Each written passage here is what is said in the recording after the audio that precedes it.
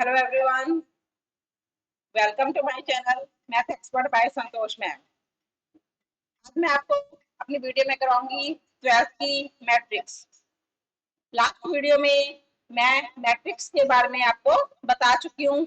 Matrix को लिखा किस तरह से जाता है, उसमें रो होती है, कॉलम होते हैं, उसका मैट्रिक्स का ऑर्डर क्या होता है, ये सब लास्ट वीडियो में मैं आपको करवा चुकी हूँ। आज मैं आपको कराऊंगी टाइप्स ऑफ मैट्रिक्स, मैट्रिक्स के प्रकार, टाइप ऑफ मैट्रिक्स।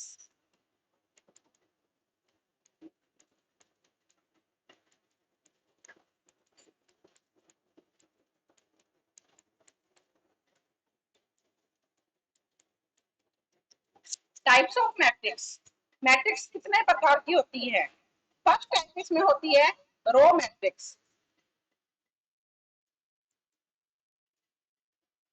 यानी कि पंक्ति मैट्रिक्स।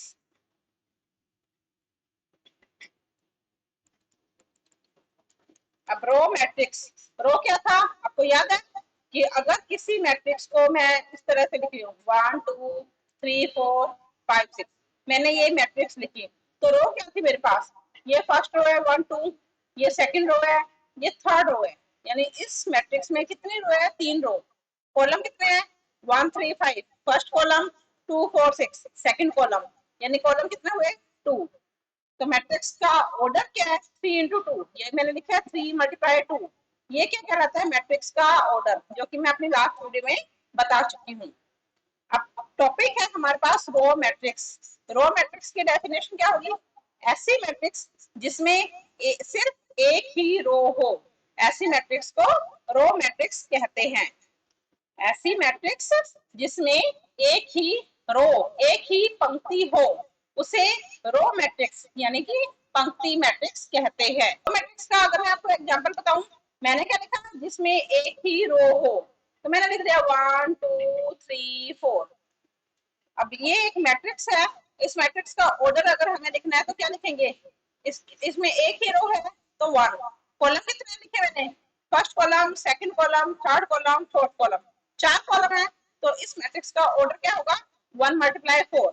अब इसमें रो कितनी हुई, हमारे पास ऑर्डर में हम चेक करें तो रो कितनी है 1 है, या मैट्रिक्स में भी चेक करें तो हमें दिख रहा है कि इसमें एक ही रो है, तो इस मैट्रिक्स को हम क्या कहेंगे, रो मैट्रिक्स, पंक्ति मैट्रिक्स।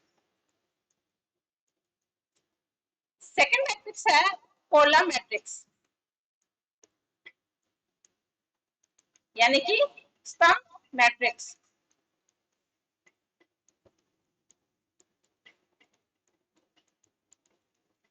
सेकंड मैट्रिक्स है कॉलम मैट्रिक्स, स्तंभ मैट्रिक्स। अब रो मैट्रिक्स के बारे में मैंने क्या बताया, ऐसी मैट्रिक्स जिसमें सिर्फ एक ही रो हो, कॉलम एक से ज्यादा कितने भी हो सकते हैं, तो वो रो मैट्रिक्स कहलाती है। अब कॉलम मैट्रिक्स की डेफिनेशन क्या होगी आप बता सकते हो, तो ऐसी मैट्रिक्स जिसमें एक ही कॉलम हो तो उसे कॉलम मैट्रिक्स कहेंगे। रो की संख्या जितनी भी हो सकती है, तो ऐसी मैट्रिक्स जिसमें एक ही कॉलम हो, ऐसी मैट्रिक्स जिसमें एक ही स्तंभ हो, उसे कॉलम मैट्रिक्स कहते हैं।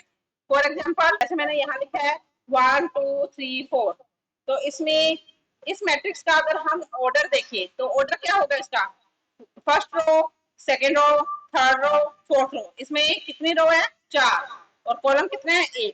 तो ऐसी मैट्रिक्स जिसमें एक ही कॉलम हो उसे क्या कहेंगे, कॉलम मैट्रिक्स। आगे समझ में आपको।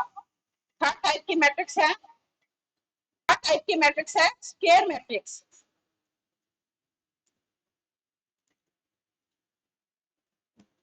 वर्ग मैट्रिक्स, हिंदी में से कहते हैं वर्ग मैट्रिक्स। अब वर्ग, वर्ग क्या होता है, 2 का स्क्वायर, 3 का स्क्वायर, तो हम इसे क्या बोलते हैं 2 का वर्ग, 3 का वर्ग, 4 का वर्ग, तो वर्ग मैट्रिक्स। अब इसमें रिपीट हो रहा है, 2 को 2 बार लिखे, 3 को 2 बार लिखे, 4 को 2 बार लिखे, तो वर्ग मैट्रिक्स। ऐसी मैट्रिक्स जिसमें रो और कॉलम की संख्या इक्वल होती है, तो उस मैट्रिक्स को हम वर्ग मैट्रिक्स कहते हैं, जहां पर m is equal to n हो। यानी कि अगर मैं कोई मैट्रिक्स लूं, मेरे पास यहाँ पर मैंने दिया 1 2 3 4, अब इस मैट्रिक्स का ऑर्डर क्या होगा 2 मल्टीप्लाई 2, यानी कि number of row number of column बराबर है, इक्वल है, तो इस मैट्रिक्स को हम कहेंगे वर्ग मैट्रिक्स। तो इसकी डेफिनेशन क्या होगी? ऐसी मैट्रिक्स जिसमें पंक्ति और स्तंभ की संख्या समान होती है, तो वो मैट्रिक्स स्क्वायर मैट्रिक्स वर्ग मैट्रिक्स कहलाती है, तो उसे वर्ग मैट्रिक्स कहते हैं।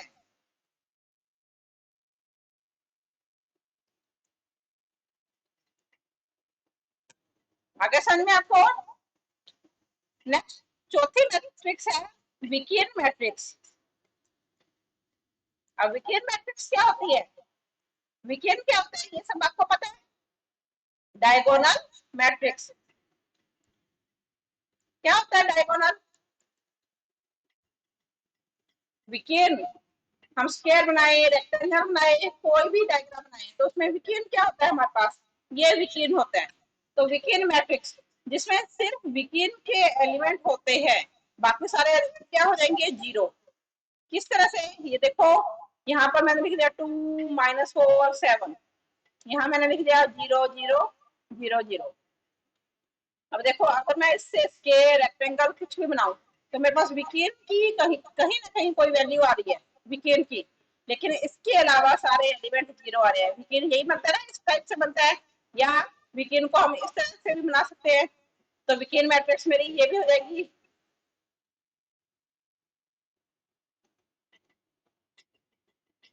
ये भी विकिरण हुआ हमारे पास। तो विकिरण मैट्रिक्स ऐसी मैट्रिक्स जिसमें विकिरण के अलावा सभी एलिमेंट जीरो होते हैं, तो उस मैट्रिक्स को हम विकिरण मैट्रिक्स कहते हैं, डायगोनल मैट्रिक्स कहते हैं। क्या हुई विकिरण मैट्रिक्स की डेफिनेशन? ऐसी मैट्रिक्स जिसमें विकिरण के अलावा बाकी सभी एलिमेंट शून्य होते हैं, विकिरण मैट्रिक्स कहलाती है। आ रहा समझ में आपको? इसे रट्टा नहीं लगाना, आपको समझना है। मैथ एक समझने की चीज है, रट्टा लगाने की चीज नहीं है। मैट्रिक्स है यहाँ पर अदिश मैट्रिक्स।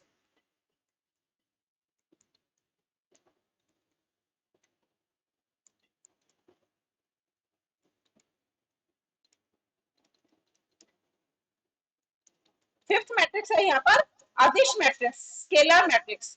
अब अदिश मैट्रिक्स क्या होती है? अभी मैंने आपको विकिरण मैट्रिक्स बताई थी। ऐसी मैट्रिक्स जिसमें विकिरण के अलावा बाकी सारे एलिमेंट शून्य होते हैं, जीरो होते हैं, तो वो मैट्रिक्स विकिरण मैट्रिक्स कहलाती है। अदिश मैट्रिक्स ऑलमोस्ट लगभग विकिरण मैट्रिक्स के समान ही होती है। अदिश मैट्रिक्स लगभग विकिरण मैट्रिक्स के समान ही होती है। इससे क्या होता है? विकिरण की जो वैल्यू होती है वो समान होनी चाहिए। होती तो डेफिनेशन वही है विकिरण मैट्रिक्स की, कि विकिरण के अलावा सारे एलिमेंट जीरो होने चाहिए। लेकिन विकिरण मैट्रिक्स में विकिरण के एलिमेंट कुछ भी हो सकते हैं, लेकिन यहाँ पर क्या अदिश मैट्रिक्स में विकिरण के अलावा बाकी सारे एलिमेंट जीरो होने चाहिए, और विकिरण की जो वैल्यू है वो सेम होनी चाहिए।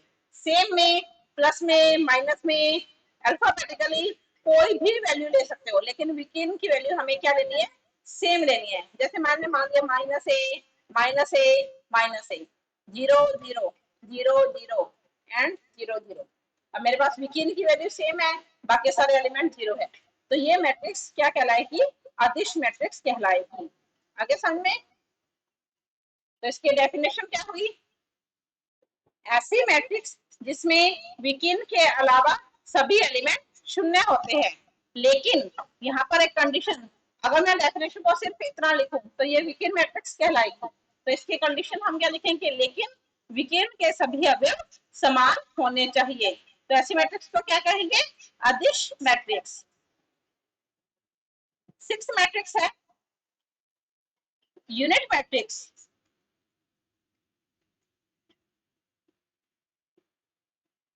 इसे इकाई मैट्रिक्स कहते हैं, लेकिन कुछ बुक्स में इस यूनिट मैट्रिक्स का नाम लिखा होता है तत्सम मैट्रिक्स।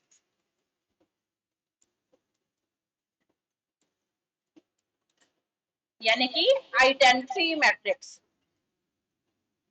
तो आप ये मत समझना कि आइडेंटिटी मैट्रिक्स अलग है, यूनिट मैट्रिक्स अलग है। यूनिट मैट्रिक्स और आइडेंटिटी मैट्रिक्स एक ही मैट्रिक्स है। इसे इकाई मैट्रिक्स या तत्सम मैट्रिक्स भी बोलते हैं। अब यूनिट मैट्रिक्स या तत्समक मैट्रिक्स, इसमें क्या होता है, इसमें भी विकिरण के अलावा बाकी सारे एलिमेंट क्या होंगे, जीरो होंगे। जैसे मैंने अभी विकिरण मैट्रिक्स में बताया, स्केलर मैट्रिक्स, अदिश मैट्रिक्स में बताया कि विकिरण के अलावा सारे एलिमेंट जीरो होते हैं। विकिरण मैट्रिक्स में विकिरण की वैल्यू कुछ भी हो सकती है, अदिश मैट्रिक्स में विकिरण की वैल्यू सेम होनी चाहिए पर वैल्यू कुछ भी हो सकती है। अब यूनिट मैट्रिक्स में विकिरण की वैल्यू क्या होनी चाहिए, इसमें ओनली 1 होनी चाहिए।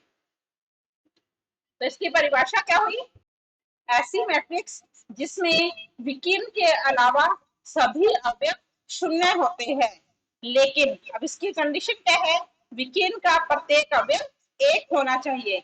उसे क्या कहेंगे हम, इकाई मैट्रिक्स, यूनिट मैट्रिक्स या तत्समक मैट्रिक्स, आइडेंटिटी मैट्रिक्स। तो ऐसी मैट्रिक्स जिसमें विकिरण के अलावा सभी अवयव शून्य होते हैं। तो 3 टाइप की मैट्रिक्स होगी, एक तो विकिरण मैट्रिक्स, एक अदिश मैट्रिक्स और दूसरी यूनिट मैट्रिक्स। अब विकिरण मैट्रिक्स में विकिरण का एलिमेंट कुछ भी हो सकता है, अदिश मैट्रिक्स में विकिरण का एलिमेंट होने को कुछ भी हो सकता है, लेकिन वो विकिरण के एलिमेंट समान होने चाहिए। और यूनिट मैट्रिक्स में विकिरण का हर एलिमेंट 1 होना चाहिए। ओके, नेक्स्ट मैट्रिक्स है आपके पास, 7वें मैट्रिक्स है आपके पास जीरो मैट्रिक्स,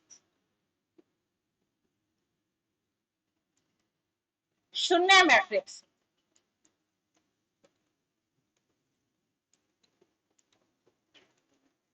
सातवें मैट्रिक्स, नेक्स्ट मैट्रिक्स है शून्य मैट्रिक्स, जीरो मैट्रिक्स। अब नाम से फिर से समझने की कोशिश करो, जीरो मैट्रिक्स।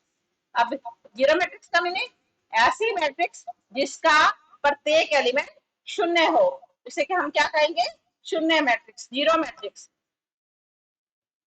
जैसे मैंने मैट्रिक्स बनाई 0 0 0, अब इस मैट्रिक्स का हर एक एलिमेंट किसके इक्वल है, जीरो के इक्वल। तो इस मैट्रिक्स को हम क्या कहेंगे, शून्य मैट्रिक्स। तो इसकी परिभाषा क्या होगी, ऐसी मैट्रिक्स जिसका प्रत्येक अवयव शून्य हो उसे शून्य मैट्रिक्स, जीरो मैट्रिक्स कहते हैं। आगे समझ में। मैट्रिक्स है इक्वल मैट्रिक्स, समान मैट्रिक्स। अब समान, मैं हर एक डेफिनेशन को बाय नेम आपको समझा रही हूँ।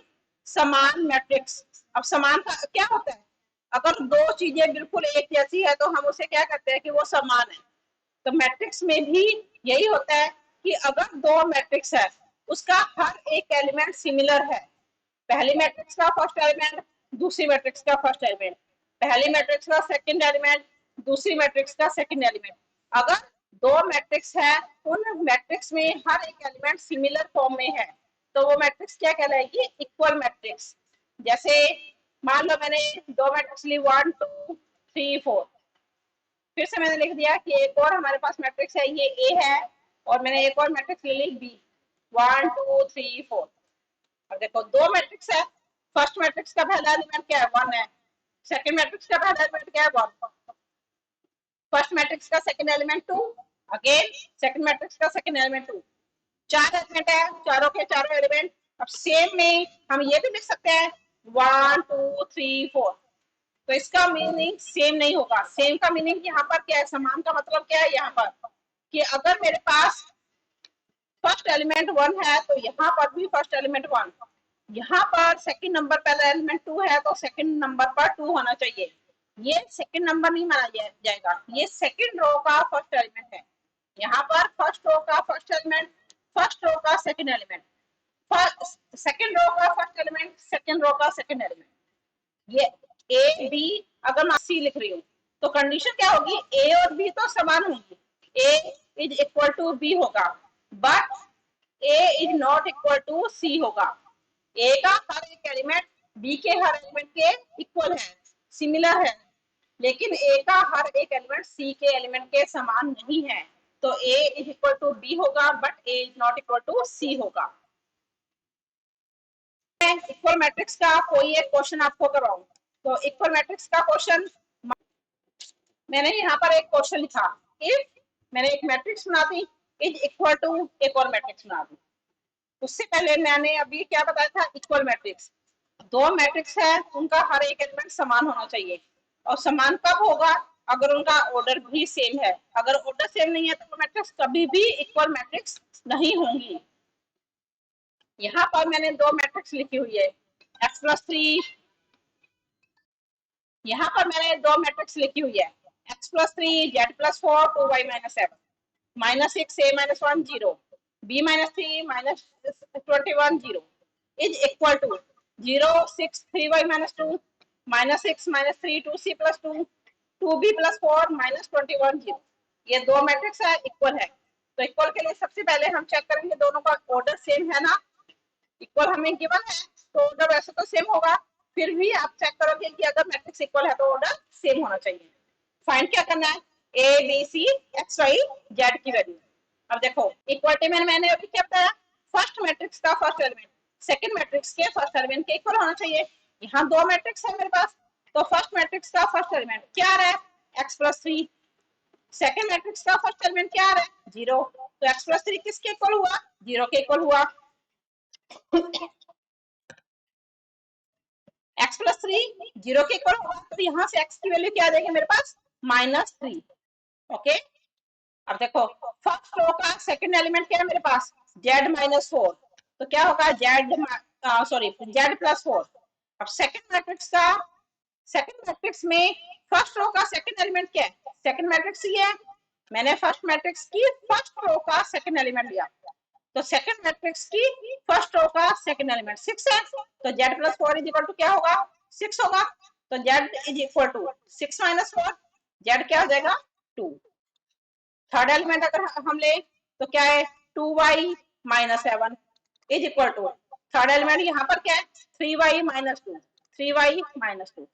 इक्वेशन बन रही है, y के साथ y को कनेक्ट कर लो और स्केलर के साथ स्केलर को, तो ये क्या आ जाएगा, -7 + 2, -7 + 2 is equal to 3y - 2y, या मैं इसे लिख सकती हूँ -5 is equal to y।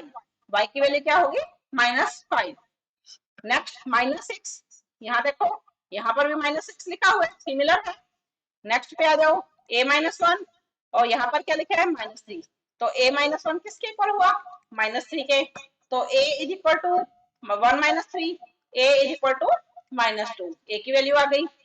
Next यहाँ पर क्या लिखा है, 0, यहाँ क्या लिखा है, 2c + 2, तो 0 किसके इक्वल होगा, 2c + 2 के इक्वल होगा, तो 2c किसके इक्वल हुआ, -2 के, c is equal to -1, c की वैल्यू आ गई।